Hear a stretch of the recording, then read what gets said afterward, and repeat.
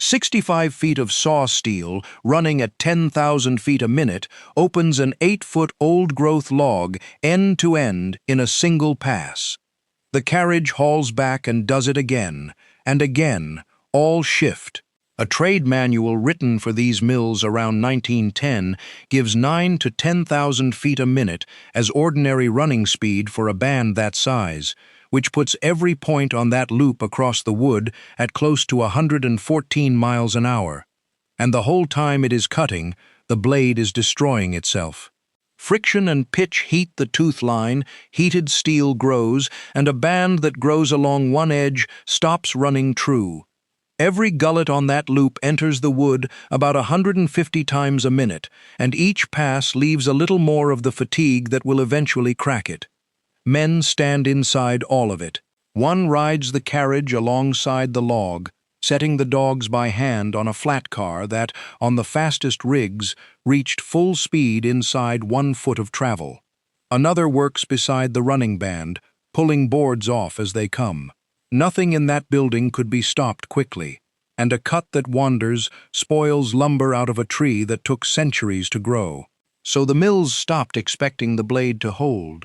They built a whole trade around the certainty that it would not, and put a man upstairs whose only job was keeping 65 feet of dying steel cutting straight. On the biggest of these rigs, the blade came off the wheels and went back on a schedule counted in hours. If you enjoy these documentaries, then subscribe. Thank you. Now back to the gritty history. Before a log like that ever reached a bandsaw, it had beaten every other tool the industry owned. 8 feet through, old growth, more wood in that one trunk than most men would see cut in a year.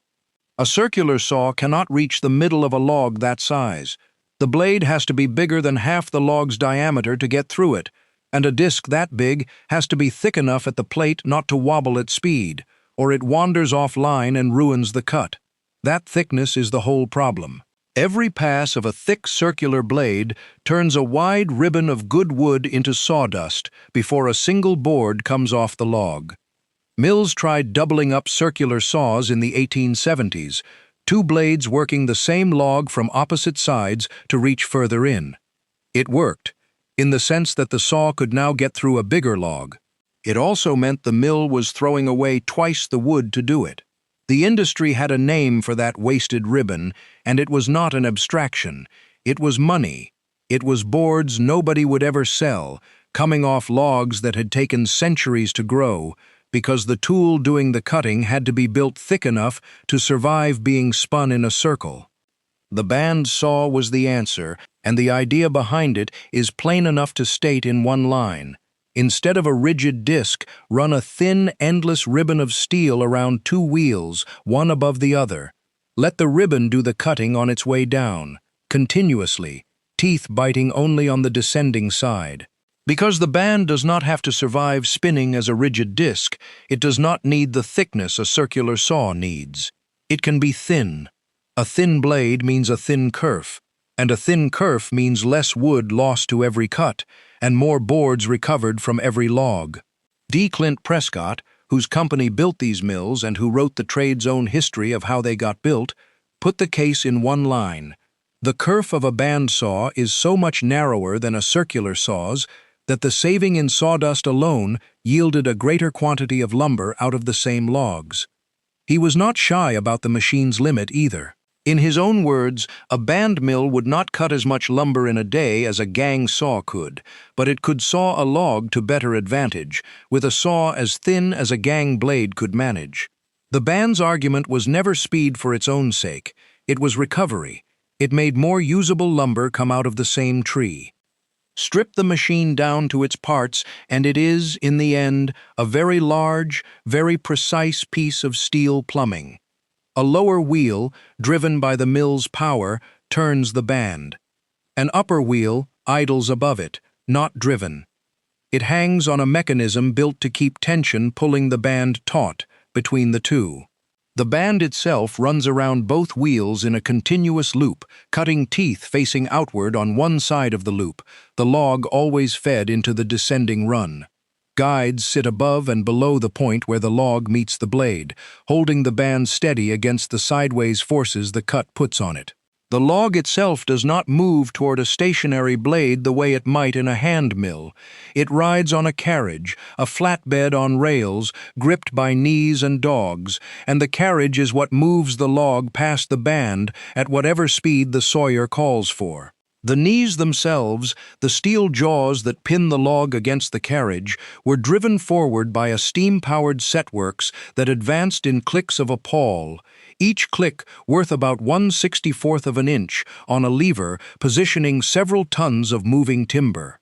Head blocks on these mills ranged from 36 to 72 inches of travel, and the largest Pacific Coast machines used screw blocks running out to 96 inches. Threaded 4 inches to the turn, and cut triple-threaded so the setter could move that much steel quickly without losing accuracy. A machine built to swing a 9-foot log still had to be adjustable down to a fraction of an inch, because the difference between a board and a wasted cut was measured in exactly that fraction. Every one of those parts existed because the wheel geometry demanded it. And the wheel geometry is also where the number in the title of this film actually comes from. Work the geometry the way the builders had to work it. A band's total length is set by two things only: how far the loop wraps around each wheel and how far apart the wheel centers sit. A 10-foot wheel contributes roughly 31 feet of wrap to the loop, half its circumference top and bottom combined across two wheels of that size. Set the centers of those two wheels about 17 feet apart, which is what a frame has to be to swing an 8 or 9-foot log past the guides, and the straight runs between the wheels add up fast. Put the wrap and the runs together. The loop comes out at roughly 65 feet. That is not folklore. It is arithmetic forced by the size of log the mill was built to handle. Prescott's own catalog listed 60 feet 9 inches as the maximum saw length on his largest production mill, the one built on 10-foot wheels for boards up to 18 inches wide. So a 65-foot band sat at the very top edge of what the biggest Pacific Coast mills built, machines raised specifically to swing the largest logs the coast still had standing. It was not the band on a typical mill. Standard Prescott mills ran 7, 8, and 9-foot wheels for far shorter loops. 65 feet was what it took at the extreme end of the business, and it deserves to be described plainly as the top of the range rather than the rule. And every version of that machine, small mill or largest Pacific Coast rig, carried the same built-in weakness inside its own design. The entire structure, the wheels, the frame, the carriage, the whole earning capacity of the mill depended on a loop of rolled steel only a few thousandths of an inch thick, running true at speed under load, hour after hour, in the one direction it was never naturally going to want to hold. Why run that loop of steel at 10,000 feet a minute instead of half that? The answer sits in what each tooth actually has to do. At a given feed rate, the log advances into the blade a set number of feet per minute. A faster band means each individual tooth takes a smaller bite before the next tooth arrives to take over. A smaller bite per tooth means less load dumped into the gullet at the base of that tooth. The cut runs smoother. The board's face comes out cleaner. Speed, in other words, was not about finishing the log faster. It was how a mill got a straight, clean cut out of a blade that was, by design, thin and flexible rather than rigid. Slow the band down and feed the same amount of wood into it, and each tooth is asked to remove more material in one pass than the gullet behind it is built to carry cleanly. That same fact runs the other way, too. The machine's real danger lives in repetition, the same motion happening over and over, far faster than anyone standing at the mill could track. At 10,000 feet a minute, a 65-foot band completes roughly 150 full laps of its loop every single minute. Every gullet at the base of every tooth enters the cut around 150 times in that same minute. For the length of a shift, for the length of a day, for as long as that blade stays hung on the wheels, and a microscopic flaw in the steel, a nick from a stray nail buried in the log, a stress point the filing room missed, is not a small problem at that rate. It is a countdown. Multiply a tiny fault by 150 repetitions a minute, and the arithmetic does the rest.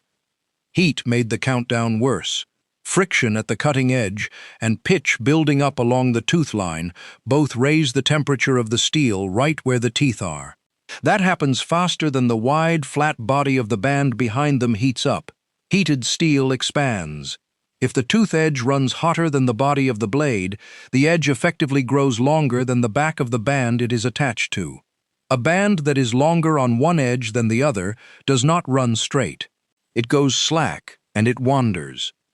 This is the exact problem the whole trade eventually organized itself around solving, and it hinges on a distinction worth holding on to for the rest of this story. Strain is simple. It is the pull the machine itself applies to the band, through the top wheel, to keep the loop taut. Tension is not the same thing at all. Tension is stress that a skilled filer deliberately hammers or rolls into the body of the steel ahead of time. When the teeth heat up and try to expand during the cut, the blade still runs true instead of going slack at the edge. The filer, working on a bench upstairs, is preloading a piece of steel against a heat pattern that has not happened yet. Get the strain wrong and the band flaps. Get the tension wrong and it still flaps, later, once the cut gets hot. None of this was obvious in the 1880s, and the record of who tried and failed is the proof that it was hard.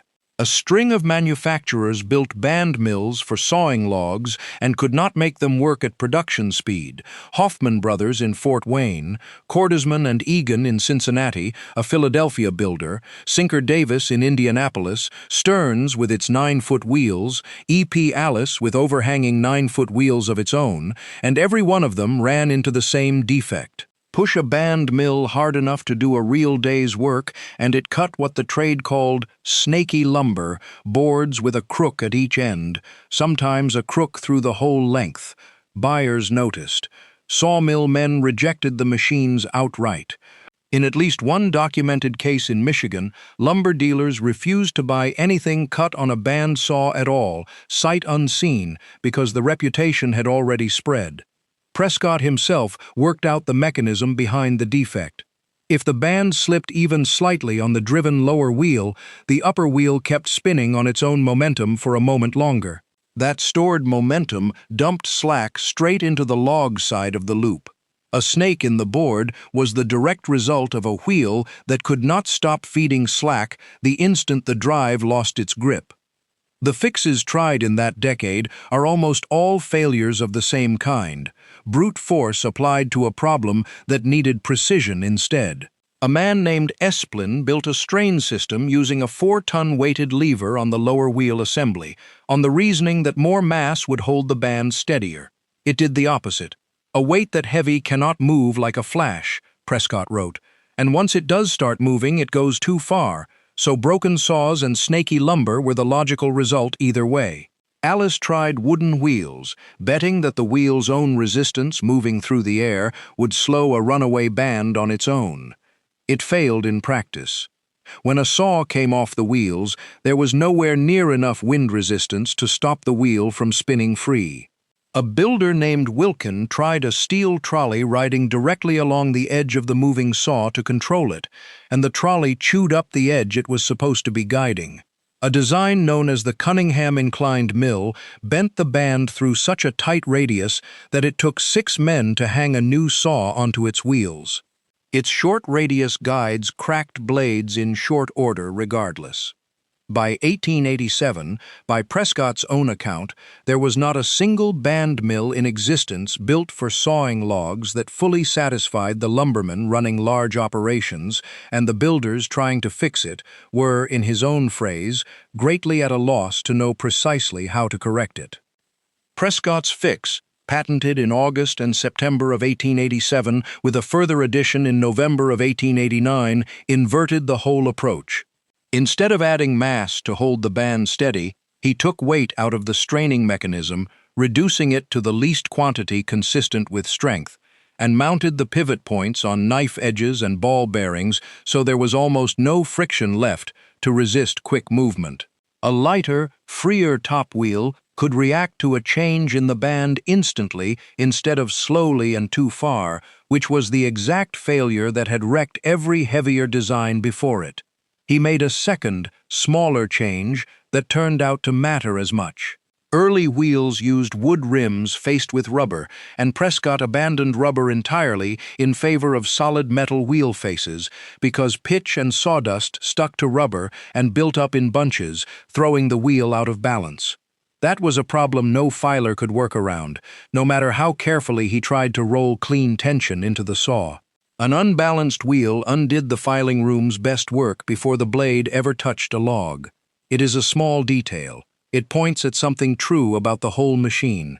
The fix that finally worked was not a bigger part, it was a cleaner one. The value that fix produced was documented, not estimated.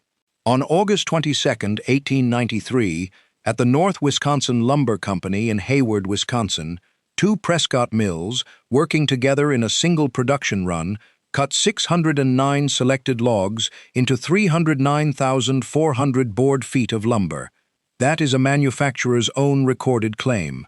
It should be read as exactly that, a company publishing its best result to sell more mills. But it is a specific number, from a specific day, at a specific mill, and Prescott backed it with a separate, broader claim that a band mill running properly could gain roughly 30,000 board feet a day over what the circular mills it replaced were producing. The band saw had gone, in a few short years, from a machine no buyer would touch to the standard that big timber mills were built around. The wheels and the band were only half the machine. The other half was the carriage, and the carriage is where men stood. A flatbed running on rails, carrying the log itself, several tons of it, straight into the band at whatever speed the sawyer called. It was driven by a steam cylinder 12 to 14 inches across and 40 to 50 feet long, laid flat on the floor under the mill, with a piston 6 to 8 inches across, bolted directly to the underside of the carriage, and Tom Scribner, who spent years working these carriages, had the plain name for it, the shotgun feed. On the fastest rigs, the carriage reached full speed from a dead stop within 1 foot of travel. Not a slow build, 1 foot, and the machine was already moving as fast as it would go for that pass. Scribner is worth naming because he is one of the few men who left a written account of what it felt like to stand on one of these things, and because his account is honest enough to include what he got wrong as well as what he saw firsthand. Born in 1899, chasing fast rigs from 1914 on, at around 15 years old, across 7 states and into Canada, taking a job on one mill after another for one reason. In his own words, he wanted to know which rig was the fastest, and the only way to find out was to work on them himself. He worked as a dogger, the man who rode the moving carriage and set the steel dogs by hand to grip the log before every pass. His own description of the job does not need embellishment. "Try standing up on this," he wrote, "and hand-dogging the logs on the carriage." Picture what that job put him on.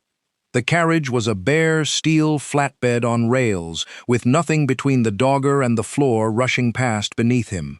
The log beside him was held to that flatbed by nothing but the dogs, steel points he drove in and checked by hand before every pass, and once the carriage started moving, there was no reaching in to fix a dog that had not caught, and ahead of him, the band was already running at its own speed, a loop of steel that could not be slowed in a hurry once it was turning. A man riding that carriage was riding 2 things at once that neither one would stop quickly, the log under his boots and the blade waiting to meet it. He named the rigs he chased the way another man might name racehorses. The Cannonball at International Lumber Company in International Falls, Minnesota, ran a special boiler built to keep its steam hot and dry. It was a light pole rig. It gained full speed from a dead stop within that 1 foot. The Blue Streak worked at Crookston Lumber in Bemidji. The kitchen rig ran at Cloquet Lumber. Shevlin Hickson in Bend, Oregon, ran 5 rigs at once. And at Seattle's Cedar Lumber Manufacturing, on the Ballard waterfront in Seattle, the mill he chased was called the Pony Rig.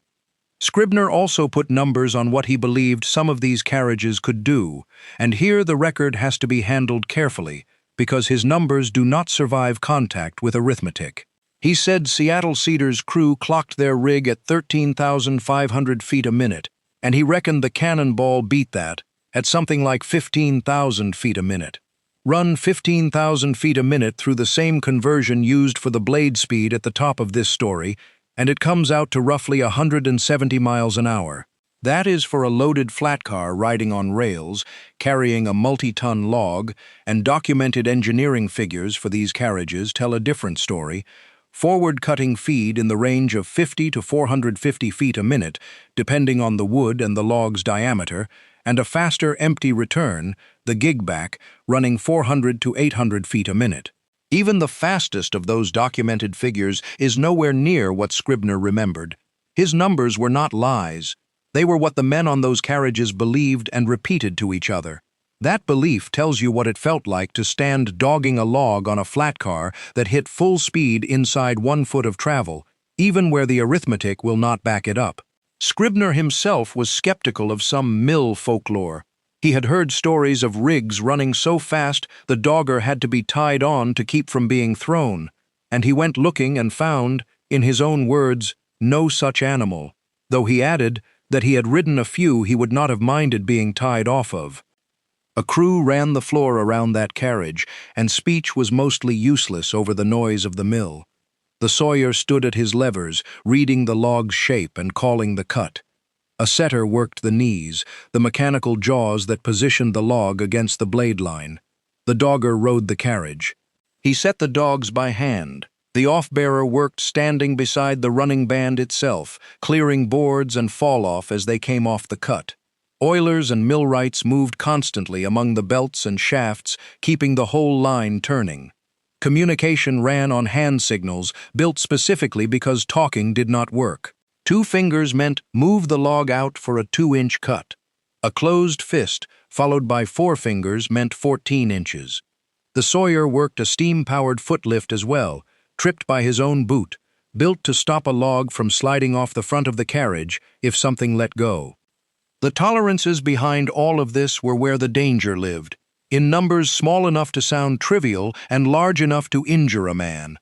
Carriage rails had to hold parallel to better than 2/100ths of an inch over the length of the carriage, or teeth started dropping out of engagement.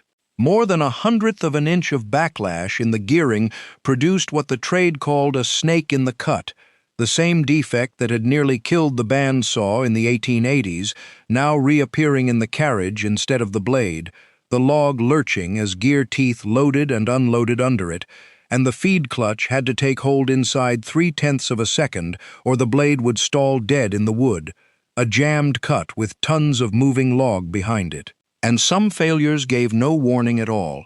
Worn drum lagging, a glazed friction shoe, a sticky valve, could quietly steal 15 to 30% of a carriage's feed with no obvious symptom. That meant a sawyer could spend a shift fighting a machine that was lying to him about what it was doing. Every man on that floor worked inside the reach of a moving multi-ton load, driven by a piston he could not see. It was aimed at a band that could not be stopped in anything resembling a hurry. None of that carriage speed, real or remembered, meant anything if the board that came off the saw was crooked. That responsibility sat with a trade almost nobody outside a sawmill has heard of, the filer. The saying inside these mills was close to literal. The headrig downstairs was only as good as the room upstairs, and the mill effectively ran at the speed of its filing room, whatever the carriage or the band were doing. The work itself was exact in a way that is easy to undersell in a sentence. Filing meant shaping each tooth. It also meant sharpening it on a grinding machine. Gumming meant grinding the gullet at the base of every tooth to relieve the stress that built there under load. The same stress that turned into a fatigue crack if it was left alone. Swaging and gauging meant spreading and checking the tip of each tooth so the width of the cut it made held to a tolerance of 5/1000ths of an inch. That tolerance had to hold across a blade 65 feet long, every tooth matching every other tooth closely enough that the kerf never wandered. Benching meant leveling and tensioning the band itself on an anvil, using hammers built for no other purpose, a doghead hammer, a twist-face hammer, a crossface hammer. Each one shaped the steel in a slightly different way, and filers worked with two different anvils that did opposite jobs on purpose. A dead anvil, rigid and unyielding, for leveling the band flat, and a live anvil, built with some give in it, for rolling tension into the steel without cracking it. A good filer read light, reflecting off the surface of a band 65 feet long. By eye, he could tell where the metal needed to move by a fraction of a thousandth of an inch, and then move it there with a hammer. When a board came off the saw crooked, the filer had to work backward through a long list of possible causes, most of them invisible from the saw floor. Feed rate set too heavy. Blade tension off. The lead, meaning the angle at which the blade tracked through the cut, out of alignment. A tooth improperly swaged. A wheel bearing wearing out. A wheel face gone out of true, or dirty. A guide slightly out of line, or clamped down too tight. Coolant flow too low, or mixed wrong. A blade run too many hours without a rest. His evidence for choosing among all of that was thin: one crooked board, the sound the saw had made cutting it, and the blade itself once it came off the wheels. Several of those causes looked identical from where he stood, and distinguishing between them from the evidence of one crooked board and the sound a saw made going through the wood was the real skill of the trade. It set up a quiet, structural argument between the saw floor and the filing room that ran through every mill that ever operated one of these machines. The sawyer was paid to keep the log moving and the boards coming, and the filer was the one who had to explain, from the opposite end of the same fact, why the board came out wrong. Prescott's own decision to abandon rubber wheel faces belongs here as much as anywhere. Pitch sticking to a rubber-faced wheel threw the wheel out of balance, and no amount of skill in the filing room could roll clean, even tension into a band running on a wheel that was already out of true. A dirty wheel face became a bad board no matter how good the filer was. Even today, the cadence of the work has not slowed down much. At the Hull Oaks Mill in Oregon, one of the very few band headrigs of this kind still running in the 21st century, two separate first-hand accounts from mill visits exist. They give two different numbers for how often the blade comes off to be sharpened. One says every 2 hours, another says every 4. Both are recent, both are from people who watched it happen. The disagreement itself is worth stating plainly rather than resolving artificially, because what survives it matters more than which number is exactly right. The blade comes off measured in hours, not days, whichever account is closer. A mill running full shifts is hanging and pulling blades constantly, all day. That means it needs a rack of spare blades in rotation, ground and ready, at all times, so the headrig never stands idle waiting on steel. The trade's own standing says a lot. It shows how demanding the work is. In the United States, the first federally registered saw filer apprenticeship did not exist until 2022. British Columbia runs a formal ladder of certification, moving a worker from saw fitter to saw filer to bench person over years. A skill this exacting, load-bearing for an entire industry for well over a century only became a formally recognized apprenticeship in this country within the last few years. That gap says something about how the trade survived for generations, mostly on inherited hand skill passed directly from one filer to the next. Everything the filer and the carriage crew did was ultimately in service of one thing: keeping timber moving past the saw. When it stopped, the sequence that followed was close to the same every time, whatever finally caused it. First, the band itself lets go. In practice, that means the saw stops cutting immediately and the carriage has to be cleared of the log it was mid-cut on. The wheels get checked, the guides get checked, and a new blade goes up on the wheels. Then comes the question that decides how the rest of the day goes. Why did it break? Skip that question, hang a new blade, and start cutting again without finding the cause, and the next blade breaks too, usually sooner. Plenty of the causes were not the blade's fault at all, which made the diagnosis harder rather than easier. A wheel bearing wearing unevenly. A wheel face gone out of true. Guides out of alignment. the strain mechanism itself sticking instead of moving freely. The exact failure Prescott had spent years engineering out of his own machines. A carriage dog that failed to hold its grip on the log. A rail that had crept out of parallel, steam pressure that was not what the gauge claimed. Every one of these presented to the crew the same way, as a bad board coming off the saw. That meant a mill could burn an entire day chasing the wrong fault before anyone found the right one. The machine was expensive to own before it ever cut a board, and that cost sat behind every decision made about it. A 10-foot Pacific-type mill of the kind that could carry a 65-foot band weighed between 54,000 and 58,000 pounds and needed a double-drive belt 2 feet wide to turn its wheels. Owning one meant a foundation, an engine room, and a building, all sized around one loop of steel, standing there and costing money whether it was cutting or not. Underneath all of it sat the plain economics of a stopped headrig, and this is where the pressure to run faster actually came from. The pond crew moved logs toward the mill, the jackladder hauled them up out of the water, the barker stripped bark before the log reached the saw, the deck held logs ready, the edger and trimmer squared boards after the cut, and the drying yard stacked lumber to season, and every one of those stations sat idle the instant the headrig itself stopped turning. Payroll kept running. The boilers kept burning fuel whether the saw was cutting or not. The mill earned money only while timber was passing the band. Every other minute of the day was pure cost, with nothing coming out the other end.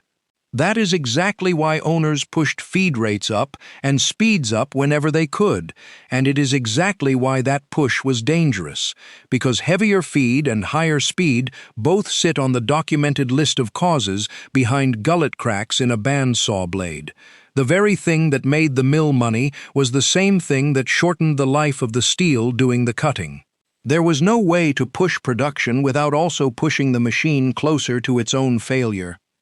A steam-era sawmill was, on top of everything else, a wooden building packed with dry wood dust, running belts, and exposed hot metal, and that combination eventually produced one of the clearest documented disasters connected to this whole world of machines.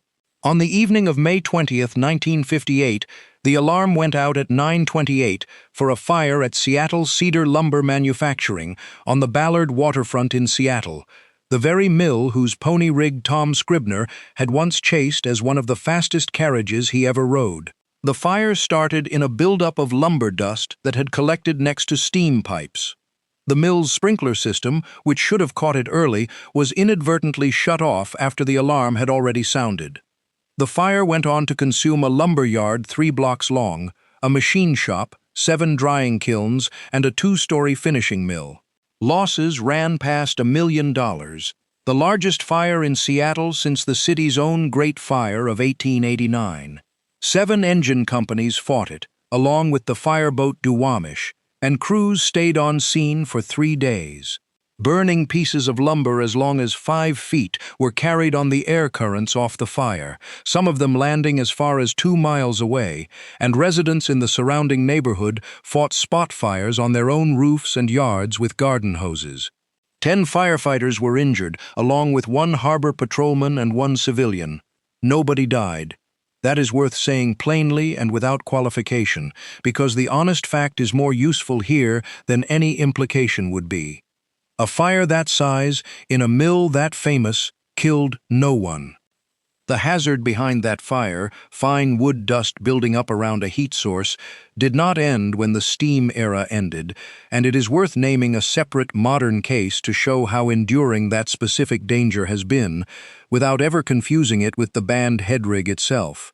In 2012, 2 sawmills in British Columbia, Babine Forest Products at Burns Lake and Lakeland Mills at Prince George, were destroyed by dust explosions and the fires that followed. 2 workers were killed at each mill.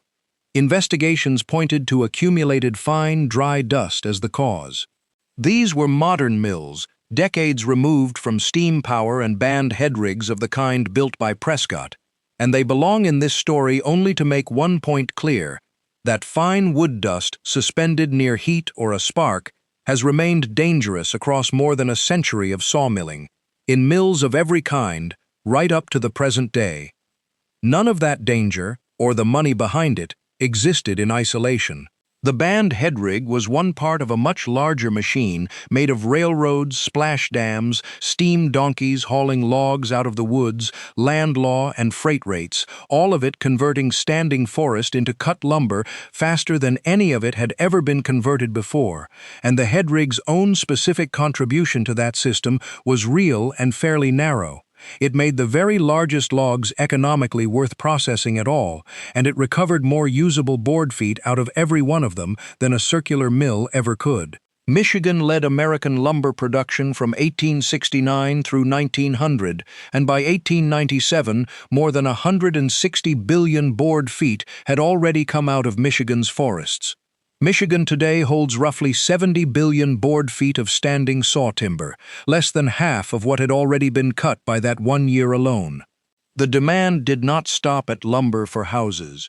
Mining alone consumed something like 30 acres of hardwood timber a day, cut for mine props and for charcoal, and the earliest automobiles used as much as 250 board feet of wood each in their own construction. Around 1900, Michigan turned toward forest preservation for the first time, the start of what became known as the conservation era. None of that requires a lecture. The numbers make the point on their own. The machine that made all of that possible was not, in the end, beaten by a better saw. It was beaten by the disappearance of its own reason to exist. The old-growth logs that justified building wheels 10 feet across and bands 65 feet long were, by the middle of the 20th century, mostly gone from commercial reach.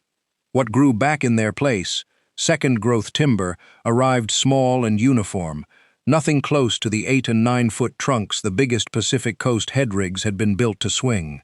A machine designed around a man in a chair, making an individual judgment call for every single cut on a giant log, is the wrong machine entirely for a 14-inch log. That log looks almost exactly like the one before it and the one after it. Chipper canters took over that work instead.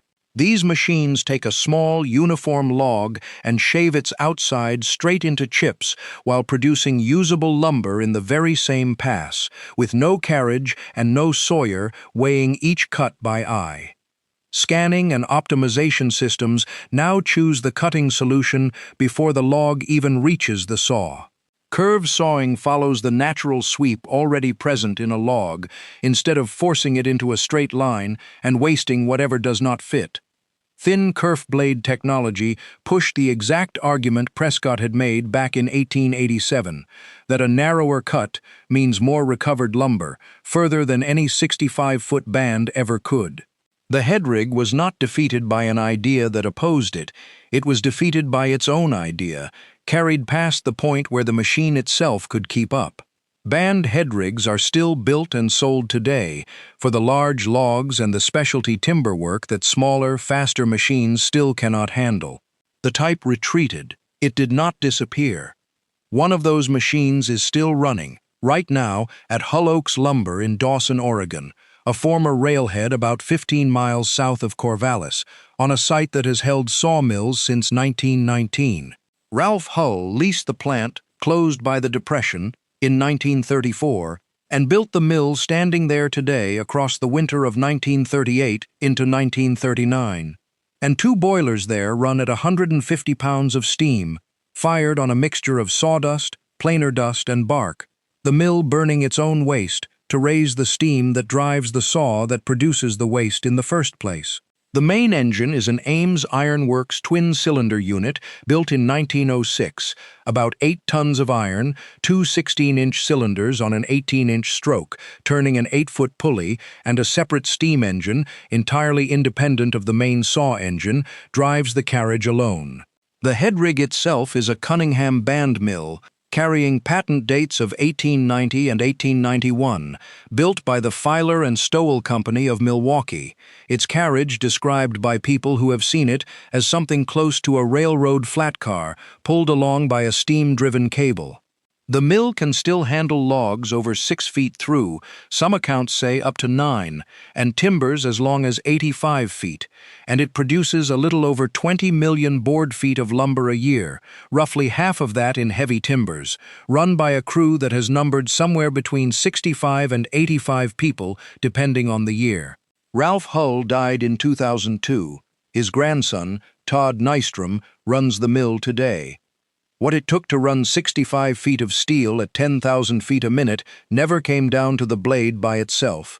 It took a boiler burning the mill's own sawdust and bark to raise the steam that turned the wheels, and a second engine to drive the carriage alone.